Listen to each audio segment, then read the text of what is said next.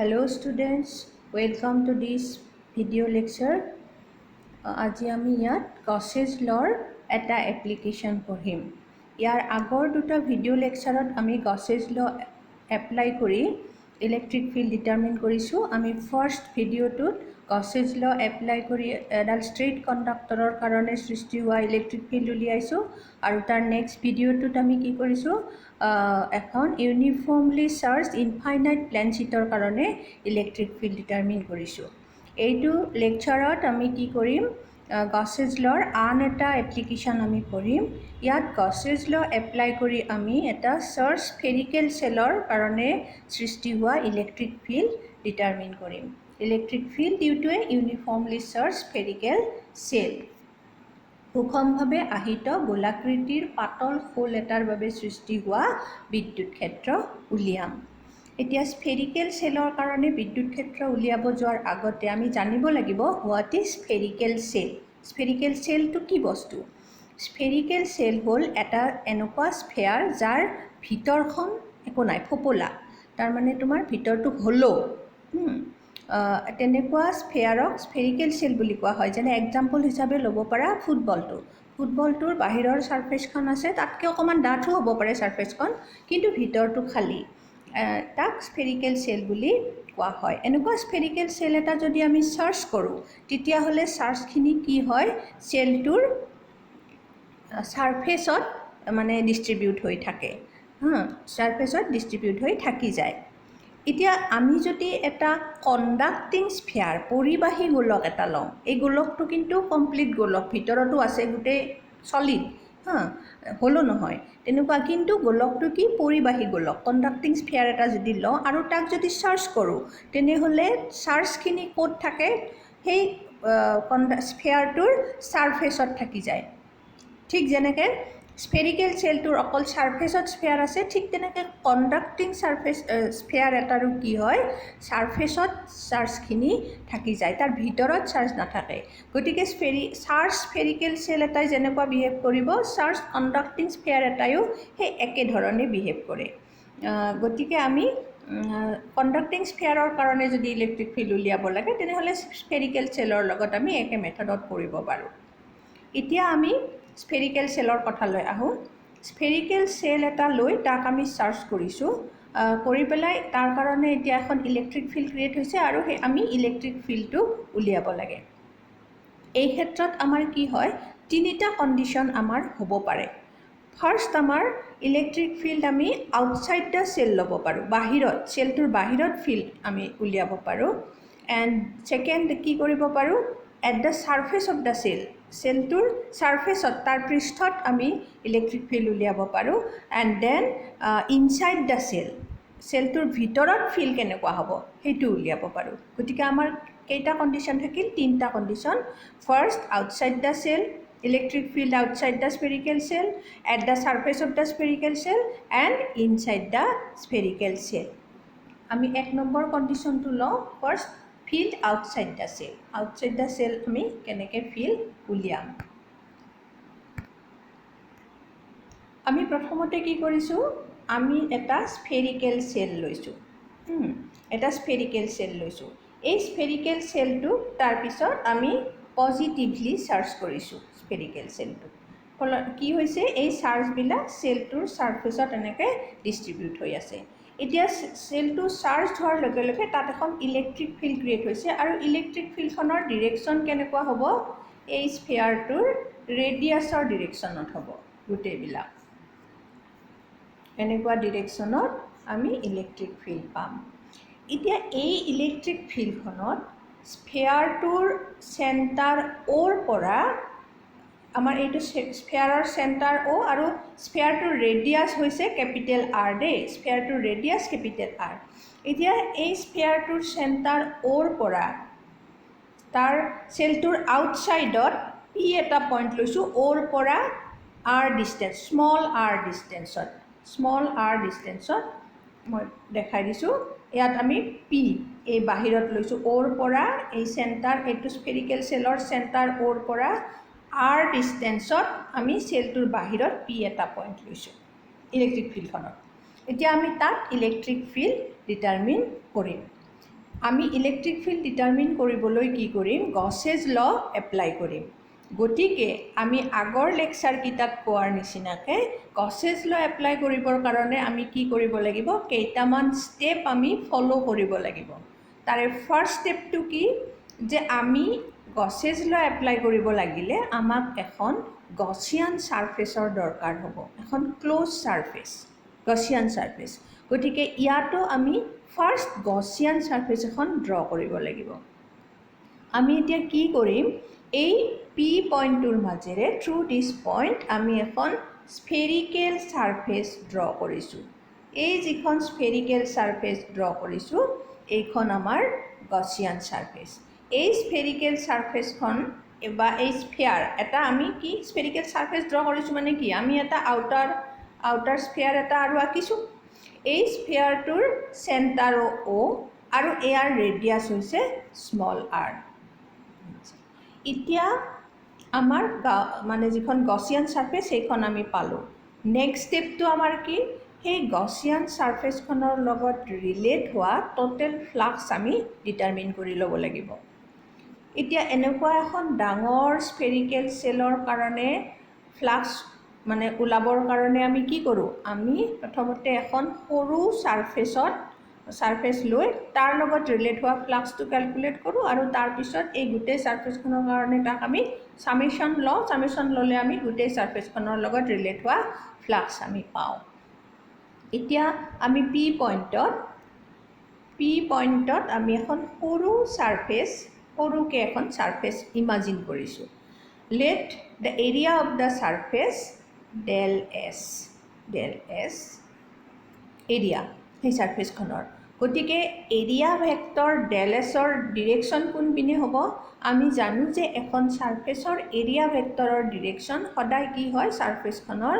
Outward নৰ্মেলৰ ডিৰেকশ্যনত হয় গতিকে ইয়াতো ডেল এছৰ মানে যিটো এৰিয়া ভেক্টৰ তাৰ ডিৰেকশ্যনটো তাৰ আউটৱাৰ্ড নৰ্মেলৰ ডিৰেকশ্যনত হ'ব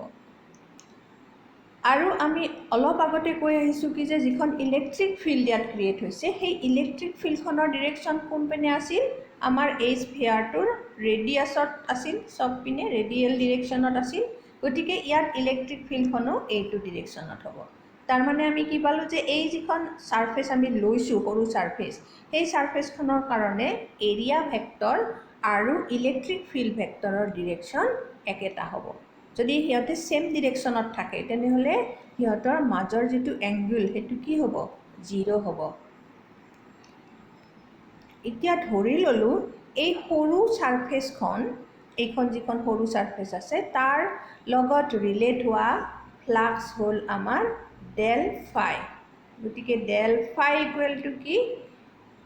field vector dot area vector equal to E del S আৰু কছ 0 ডিগ্ৰী cos 0 ভ্যালু কিমান 1 therefore del phi equal to আমি কি পালো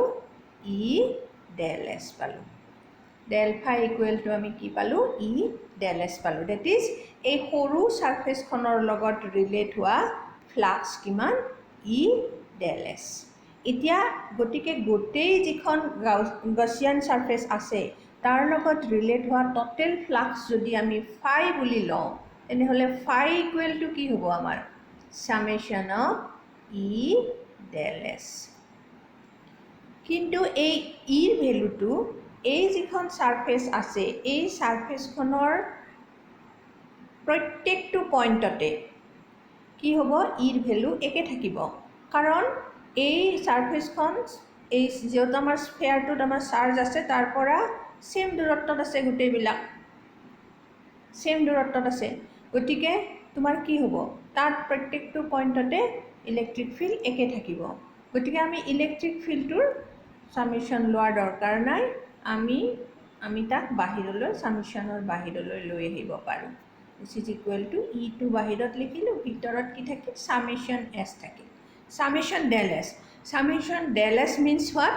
summation del s means হ'ল এই যিখন আউটাৰ সাৰফেস আছে যেটো আমাৰ আউটাৰ স্ফিয়াৰ আমি ড্ৰ কৰিছো গছিয়ান সাৰফেস ড্ৰ কৰিছো তাৰ টোটাল সাৰফেস এৰিয়া যিমান হ'ব সিমানেই গতিকে স্ফেৰিকেল সাৰফেসৰ সাৰফেস এৰিয়া কিমান 4 পাই r স্কয়াৰ মানে 4 পাই ৰেডিয়াস স্কয়াৰ ইয়াত ৰেডিয়াস স্মল r গতিকে এইটো কি হ'ব del s ৰ জায়গাত 4 পাই r স্কয়াৰ হ'ব গতিকে আমি আমাৰ যিখন গসিয়ান সাৰফেস আছিল সেই গসিয়ান সাৰফেসখনৰ লগত ৰিলেট হোৱা টোটাল ফ্লাক্স খিনি আমি পালো কিমান phi equal to e into 4 pi r square total flux আমি পাই গলো তাৰ পিছত আমাৰ নেক্সট থাৰ্ড স্টেপটো কি আছিল যে সেই গসিয়ান সাৰফেসখনে কিমান চাৰ্জ এনক্লোজ কৰি ৰাখিছে সেইটো আমি জানিব লাগে আমি ধৰি ললো যে এই যেটো স্ফিয়াৰ আছে স্ফেৰিকেল সেল আছে এইটোক আমি প্লাস কিউ চাৰ্জেৰে আমি চাৰ্জ কৰিছো তাৰমানে ইয়াত প্লাস কিউ চাৰ্জ আছে তেনেহলে আমি তিনিটা পালো আমি গসিয়ান সাৰফেস ড্ৰ কৰিলো তাৰ লগত ৰিলেট হোৱা ফ্লাক্স ক্যালকুলেট কৰিলো আৰু তাৰ হি এনক্লোজ কৰা মানে চাৰ্জ খিনিও গম পালো কিমান প্লাস কিউ এতিয়া আমি কি কৰিব পাৰো তাত আমি গসেজ ল এপ্লাই কৰিব পাৰো গসে এই কথাখিনি মই নেক্সট স্লাইডত লিখি দিছো তোমালোকে চাই ল'ব পাৰা so flux through del s del phi equal to e vector dot del s vector equal to e del s cos 0 ৰ value 1 গটিকে e del s থাকিল therefore flux through the Gaussian surface কি phi equal to summation of e del s e summation del s হলে e into 4 pi r square এইখিনি লিখি ল'ব পাৰা এতিয়া আমি কি কৰিম Gauss's law এপ্লাই কৰিম Gauss's law কি আমাৰ for free space or air for free space or air Gauss's law আমি কি পাইছো phi equal to q by epsilon naught এটো আমাৰ Gauss's law where epsilon naught is the permittivity of the free space এতিয়া আমি ইয়াত phi value বহাই যাম phi value কিমান পাইছো e into 4 pi r square বাকি q to q এ আছে আৰু epsilon naught এতিয়া এইটো ৰিলেচনৰ পৰা আমি e পাই যাও e equal to কি 1 by 4 pi r square q by epsilon naught পালো epsilon naught পালো এতিয়া এইখিনিক যদি আমি সজাই লিখো e equal to কি হ'ব 1 by 4 pi epsilon naught q by r square এনেকৈ লিখিব পাৰো এইটো এক্সপ্ৰেছন তোমালোকৰ মনত পৰিছে নে এইটো এক্সপ্ৰেছন আমি আগতে পাইছো কোড পাইছিলো আমি পইণ্ট চাৰ্জ এটাৰ কাৰণে যেতিয়া এখন ইলেক্ট্ৰিক ফিল্ড হয় তাত যেতিয়া আমি ডিটাৰমিন কৰিছিলো তেতিয়া সেই পইণ্ট চাৰ্জটোৰ কাৰণে ক্ৰিয়েট হোৱা ইলেক্ট্ৰিক ফিল্ডখনৰ ভ্যালুটো আছিল e equal to 1 by 4 pi epsilon naught q by r square য'ত r চাৰ্জটোৰ পৰা যিটো পইণ্টত তুমি ফিল্ড উলিয়াইছা তালৈ ডিসটেন্সটো আছিল তাৰ মানে আমাৰ যেটো স্ফেৰিকেল সেল আছে সেই স্ফেৰিকেল সেলত থকা চাৰ্জ খিনিয়ে কেনেকুৱা বিহেভ কৰিছে সেই চাৰ্জ খিনিয়ে এটা পইণ্ট চাৰ্জৰ দৰে বিহেভ কৰিছে আৰু পইণ্ট চাৰ্জটো কোড থকাৰ নিচিনা হৈছে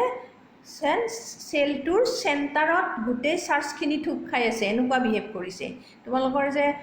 মানে মেকানিক্সৰ ক্লাছত যে পাইছা সেন্টাৰ অফ মাস ঠিক সেন্টাৰ অফ মাছৰ নিচিনা হৈছে কথাটো সেন্টাৰ অফ মাছত কি হয় যে গুটে মাছখিনি যেন সেই পইণ্টটোত থুপ বডিটোৰ গুটে মাছখিনি সেই পইণ্টটোত থুপ খাই থাকে তেনেকুৱা বিহেভ কৰে আৰু সেই পইণ্টটোত যদি আমি এটা আঙুলিও দিও আমি ডাঙৰ বস্তু এটাও দাঙি দিব পাৰো হয় নে নহয় গতিকে ইয়াতো তেনেকৈ গুটে চাৰ্জখিনি সেন্টাৰত থুপ খাই থকাৰ নিচিনা বিহেভ কৰিছে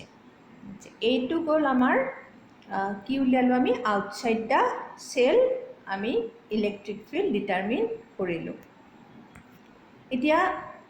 নেক্সট আমাৰ সেকেন্ড কন্ডিশনটো কি আছিলে যে field at the surface of the cell সারফেসত যদি উলাও কি হ'ব সারফেসত যদি উলাও আমি তেনেহলে আমি কি আমাৰ কি হ'ব চোৱা এই পইণ্টটো পি টো তললৈ আহি আহি ইয়াত থাকিল এইখিনিত থাকিল যদি আমি পিৰ মাজেদি আমি যদি গসিয়ান সাৰফেস ড্ৰ কৰো তেনেহলে এই যেটো স্ফেৰিকেল সেল আছে সেইটোৱে গসিয়ান সাৰফেস হ'ব গসিয়ান সাৰফেস হ'ব গতিকে তাৰ লগত ৰিলেট হোৱা ফ্লাক্স উলিয়াব লাগিলে আমাৰ কি হ'ব এই গুটেখিনি আগতে যিমানখিনি ফ্লাক্স আছিল সিমানখিনিয়ে হ'ব ইয়াত মাত্ৰ এটা কথা চেঞ্জ হ'ব সেইটো হ'ল কি ডিসটেন্সটো তাৰ মানে আমি আগৰবাৰ কি পাইছিলোঁ E = 1/4πε0 Q/r² পাইছিলোঁ। এইবাৰ কি হ'ব এই Q/r² আৰু আৰৰ জাগাত কেপিটেল R হ'ব। তাৰ মানে সাৰফেসৰ ক্ষেত্ৰত কি হয় E = 1/4πε0 Q / R²। Capital R² মানে আৰটো আমি এই যিটো আমাৰ স্ফেৰিকেল সেল আছে তাৰ ৰেডিয়াছ লৈছিলোঁ।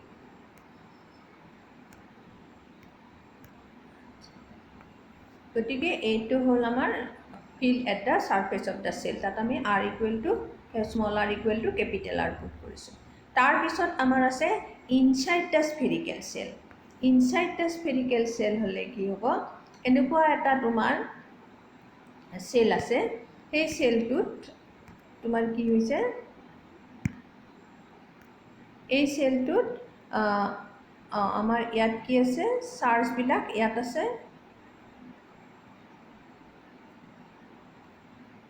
এইটো আমাৰ সেলটো ইয়াৰ ৰেডিয়াছ কেপিটেল R। এতিয়া আমি কি কৰিব লাগে তাৰ ভিতৰৰ এটা পইণ্টত ইলেক্ট্ৰিক ফিল্ড চাব লাগে। আমি ধৰি ল'লোঁ সেলটোৰ চেণ্টাৰৰ পৰা স্মল r ডিষ্টেঞ্চত P এটা পইণ্ট আছে ভিতৰত সেলটোৰ ভিতৰত। গতিকে আমাৰ প্ৰচেছ একে। আগতে আমি ফাৰ্ষ্ট ষ্টেপটো আমাৰ কি ফাৰ্ষ্ট ষ্টেপটো আমি এখন গছিয়ান সাৰফেস ড্ৰ কৰিব লাগিব। গতিকে আমি থ্ৰু P আমি এখন স্মল r ৰেডিয়াছৰ এখন স্ফেৰিকেল সাৰফেস ড্ৰ কৰিলোঁ, যিখন আমাৰ গছিয়ান সাৰফেস হ'ল। এতিয়া এই গছিয়ান সাৰফেসখনৰ লগত ৰিলেট হোৱা ফ্লাক্স আমি ডিটাৰমিন কৰিব লাগে। তেনেহ'লে গছিয়ান সাৰফেসখনৰ লগত ৰিলেট হোৱা ফ্লাক্স উলিয়াব লাগিলে ফ্লাক্স কেতিয়া থাকিব ইয়াৰ ভিতৰত চাৰ্জ থাকিব লাগিব। চাৰ্জ থাকিলেহে ফিল্ড থাকিব ফ্লাক্স থাকিব। কিন্তু আমি দেখা পাইছোঁ কি যে এই যিখন গছিয়ান সাৰফেস আমি ড্ৰ কৰিছোঁ তাৰ ভিতৰত কোনো কোনো চাৰ্জ নাই। চাৰ্জবিলাক ক'ত আছে চাৰ্জবিলাক ইয়াত আছে। ইয়াততো ভিতৰততো একো নাই চাৰ্জো নাই। গতিকে এই যিখন গছিয়ান সাৰফেস ড্ৰ কৰিছোঁ তাৰ ভিতৰত চাৰ্জ আমাৰ নাই Q = 0। যদি চাৰ্জ নাই তেনেহ'লে ইয়াৰ লগত কোনো ফ্লাক্সো ৰিলেটেড হোৱা নাই। দ্যাট ইজ ইয়াত এই P পইণ্টত ইলেক্ট্ৰিক ফিল্ড 0, অৰ্থাৎ স্ফেৰিকেল সেলটোৰ ভিতৰত কি নাথাকে স্ফেৰিকেল সেলটোৰ ভিতৰত কোনো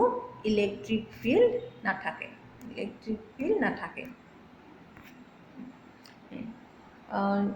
Here charge enclosed by the Gaussian surface Q = 0, therefore no flux related to the surface and electric field E = 0। গতিকে আমি এনেকৈ তিনিটা কণ্ডিশ্যনত কি কৰিব পাৰোঁ ইলেক্ট্ৰিক ফিল্ড আমি ডিটাৰমিন কৰিব পাৰোঁ।